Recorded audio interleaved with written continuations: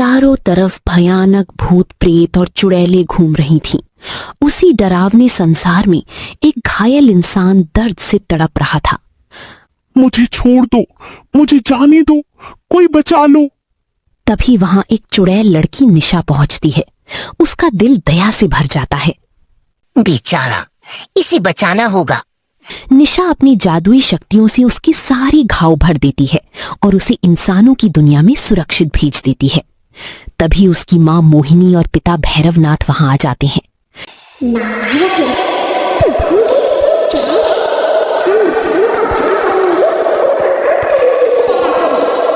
निशा शांत स्वर में कहती है, मैं किसी बेगुनाह को कभी नुकसान नहीं पहुंचाऊंगी।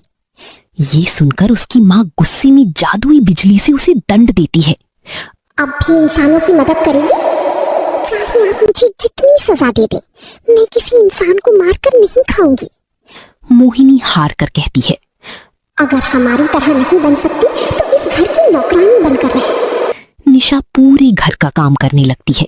कपड़े धोती है, सफाई करती है और सबके लिए खाना बनाती है। लेकिन हमेशा की तरह वो इंसानों वाला खाना बना देती है। खाना देखकर पूरा भूतिया पर ये क्या बनाया है? हमें ताजा मांस और गर्म खून चाहिए। निशा कहती है, मैं किसी की जान लेकर खाना नहीं बना सकती। गुस्से में मोहिनी उसका हाथ जलती आग के ऊपर रख देती है। इन हाथों से इंसानों का खाना बनाया था ना? लेकिन निशा फिर भी अपनी बात से नहीं हटती। कुछ दिन बाद उसकी चुड़ैल सहेली तारा उससे मिलने आती है। निशा, तू इस दुनिया के लिए नहीं बनी, तेरे अंदर इंसानों जैसा दिल है। निशा उदास होकर कहती है, काश मेरा जन्म किसी इंसानी परिवार में हुआ होता। समय बीतता है। एक दिन निशा सुंदर इंसानी लड़की का रूप धारण करके भूतिया संसार छोड़ देती है। इंसानों की दुनिया में उसकी टक्कर आरव से होती है। सॉरी, आपको चोट तो नहीं लगी? नहीं। आरव उसकी सुंदरता और सादगी देखकर प्रभावित हो जाता। निशा कहती है, मैं नई हूं, कोई छोटा मोटा काम ढूंढ रही हूं। आरव उसे अपने घर में काम दे देता है। घर पहुंचने पर उसकी मां सविता पूछती है, बेटा, ये लड़की कौन है? मां, इसका कोई सहारा नहीं है, मैंने इसे काम पर रखा है। कुछ ही दिनों में निशा पूरे परिवार का दिल जीत लेती है। सविता मुस्कुराकर कहती है, तू नौकरानी नहीं, हमारी बहू बनने लायक है। आरव भी हामी भर देता है। जल्द ही दोनों की शादी हो जाती है। शादी की खुशी में गरीबों को भोजन और कपड़े बांटे जाते हैं।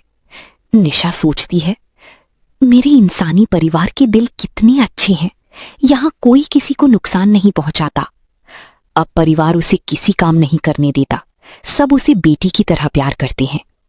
एक दिन पूरा परिवार उसे रेस्टोरेंट और फिर शॉपिंग मॉल लेकर जाता है। निशा बहुत खुश होती है, लेकिन उसके मन में एक डर रहता है, अगर इन्हें मेरा सच पता चल गया तो? रोज रात को सबकी सो जाने के बाद वो छत पर जाकर कुछ देर के लिए अपना असली रूप धारण करती और फिर वापस इंसानी रूप में आ जाती। एक सुबह सविता उसे मंदिर चलने के लिए बुलाती है। बहू, आओ आरती कर लो। निशा घबरा जाती है। माँ जी, मेरी तबीयत ठीक नहीं है। ठीक है बेटा, आराम कर लो। इधर भूतिया संसार में उसके परिवार को पता चल जाता है कि निशा इंसानों के बीच रह रही है। एक रात तेज हवाएं चलने लगती हैं।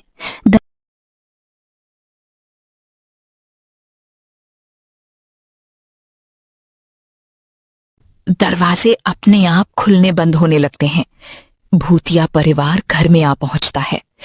मोहिनी गरजती है, चल हमारे साथ, वरना इस पूरे परिवार को खत्म कर देंगे। सविता डरकर पूछती है, बहू, ये लोग कौन हैं? निशा अपना असली रूप धारण कर लेती है। माँ जी, मैं सचमुच चुड़ैल हूँ, लेकिन मैं आप सबसे बहुत प्यार करती हूँ। इसके बाद निशा अपने परिवार से लड़ती है और उन्हें हरा देती है।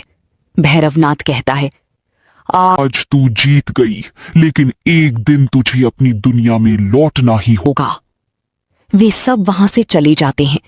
निशा रोते हुए अपने परिवार से कहती है, मैंने आप सबसे झूठ बोला, मुझे माफ कर दीजिए। सविता उसके सिर पर हाथ रखती है। बेटी, खून का रिश्ता सबसे बड़ा नहीं होता, प्यार और अपनापन सबसे बड़ा रिश्ता होता है। आरव उसका हाथ पकड़कर कहता है, तुम कहीं नहीं जाओगी, चाहे तुम इंसान हो या चुड़ैल। तुम हमारी पत्नी और हमारी बहू हो। तभी भी सविता घर के मंदिर से पवित्र जल लेकर आती है। निशा डर जाती है, लेकिन जैसे ही वो जल उसके ऊपर पड़ता है उसे कोई नुकसान नहीं होता। सविता मुस्कुराती है। जिस दिल में दया और प्रेम हो उसे कोई शक्ति अपवित्र नहीं बना सकती। उसी समय आसमान से एक दिव्य प्रकाश उतरता है।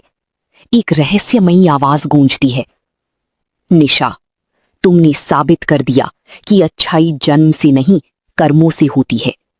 आज से तुम्हें इंसानों के बीच रहने का वरदान दिया जाता है। धीरे धीरे उसकी सारी काली शक्तियां समाप्त हो जाती हैं और वो हमेशा के लिए एक सामान्य इंसान बन जाती है। पूरा परिवार खुशी से उसे गले लगा लेता है। उस दिन के बाद निशा ने कभी पीछे मुड़कर नहीं देखा और अपने